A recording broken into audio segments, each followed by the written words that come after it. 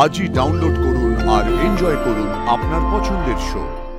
তাহলে ঈশান সাহেব আর অনুশ্রীর বিয়ে হবে কি করে?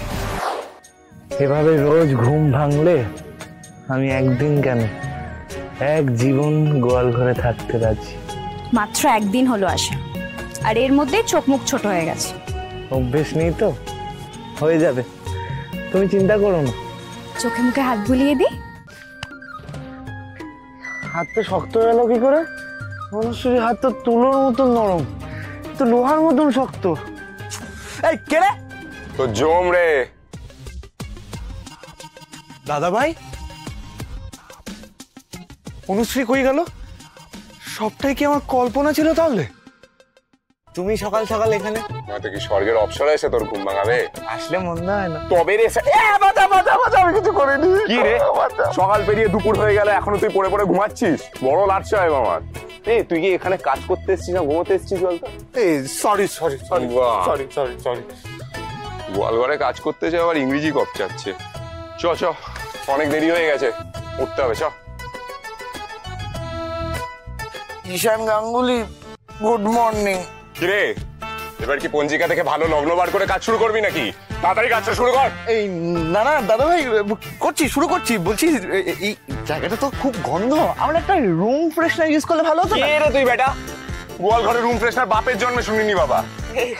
না বাবা, মজা করছিলাম। মজা পেয়েছো? হ্যাঁ। না, গোবরটা তুলে ফেলো। তুলবো? হ্যাঁ, তুলছি।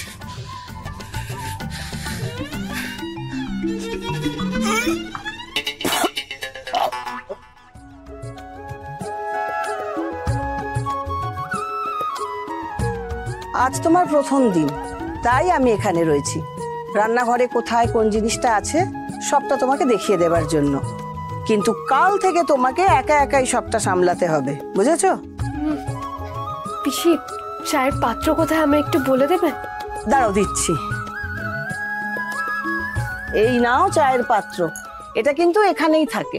আচ্ছা।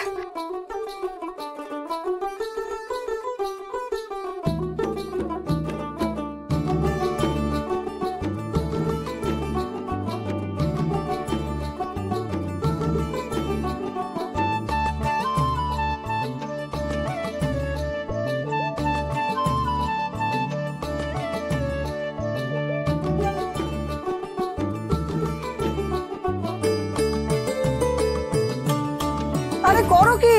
শোনো, দাদা কিন্তু চায়ে আদা একদম পছন্দ করে না। না ওটা তুমি দিও না। পিসি, এখন বাইরের যে অবস্থা, যখন তখন আবহাওয়া বদলাচ্ছে, আর তার উপর আমি কালকেই দেখেছি ওনাকে কাশতে। এই আদা দিয়ে চা খেলে ওনার গলা ছেড়ে যাবে। আর আপনি চিন্তা করবেন না পিসি, এই চা ওনার খারাপ লাগবে না। কর্তা, আপনার চা। এ কি দাদা, চুল দাড়ি সব কেটে ফেললে কেন গো? অনুশ্রীর বিয়ের জন্য মানত করেছিলাম রে, সুখবর খুব তাড়াতাড়ি আসছে। তাহলে ঈশান সাহেব আর অনুশ্রীর বিয়ে হবে কি করে?